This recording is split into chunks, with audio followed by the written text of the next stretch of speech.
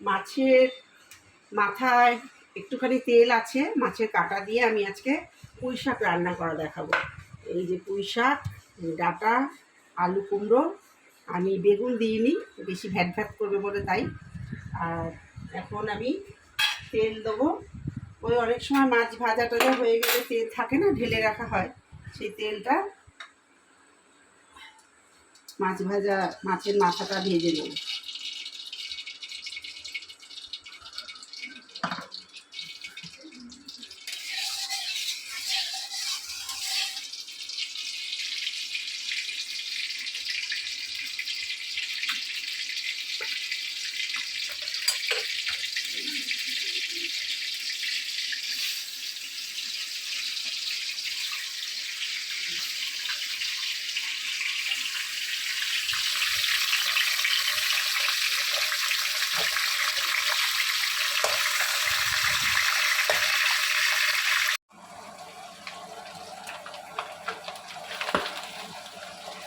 মাছ ভাজাগুলো সব হয়ে গেল। হ্যাঁ, মাছের কাঁটা ভাজাগুলো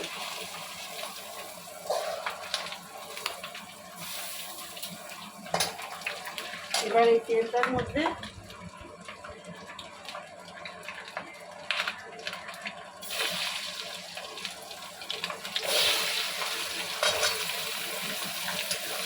এটা একটু ভেজে নেব।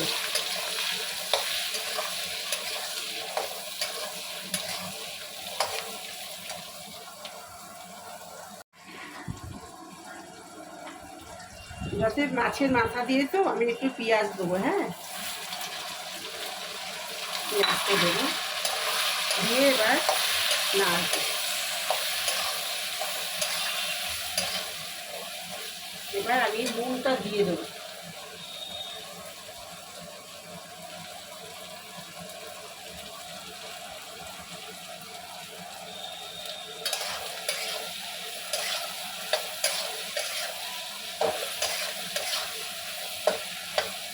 একটু ভাজা হবে, এবার ডাঁটাগুলো দিয়ে দেবো।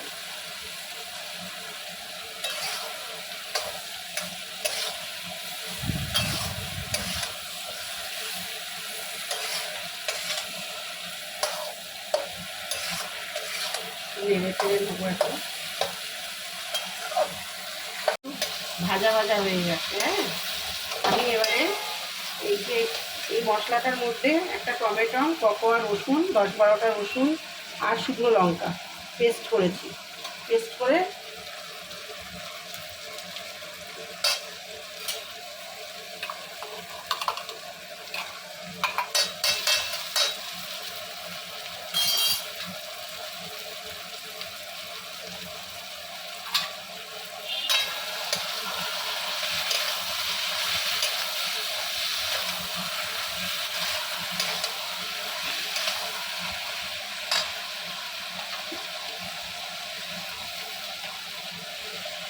দিয়ে এই জলটা দিয়ে দিলাম, দিলাম আর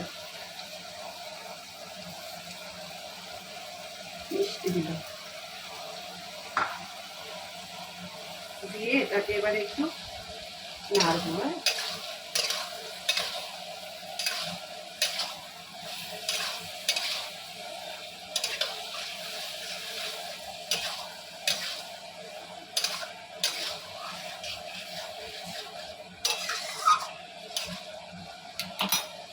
এবার এই কাঁটাগুলো দিয়ে দিচ্ছি।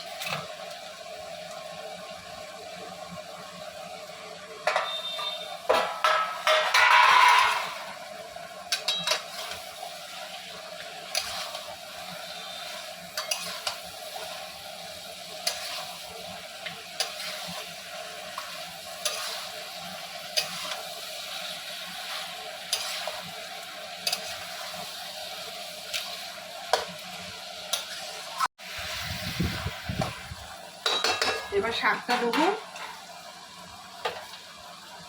ঝিঙেটা যাতে জলসা, তো ওই জন্য ঝিঙেটা শাকের সাথেই দিয়েছি।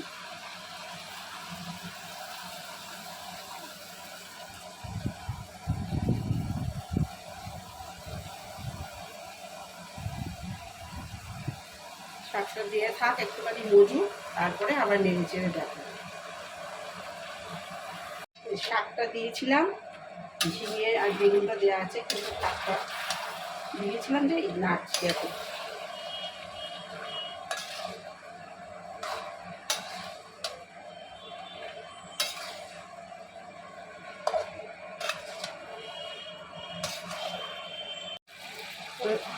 পুঁই শাক হওয়ার পথে এবারে কাঁচা লঙ্কাটা দেওয়া হয়নি, নামানোর আগে কাঁচা লঙ্কাটা দিলাম, দিয়ে নেড়ে চেড়ে